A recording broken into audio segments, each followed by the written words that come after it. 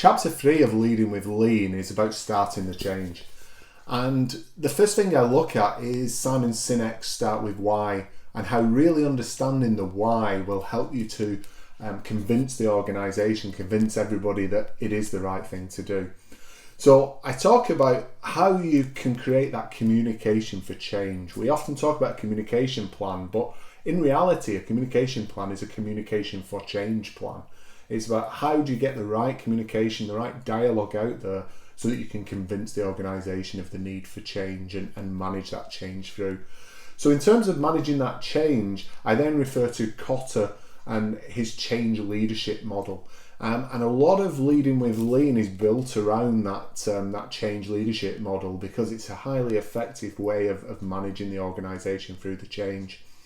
I then go on to talk about, throughout this change, how do we engage our employees and how do we engage our leadership? And again, you'll remember at the start of Leading with Lean, I talk about how to avoid being that lone violinist, about ensuring that your voice is heard, that people listen to the tune that you're playing. So this engagement of employees and engagement of leadership is about creating that movement, about creating people who want to be on this journey to change.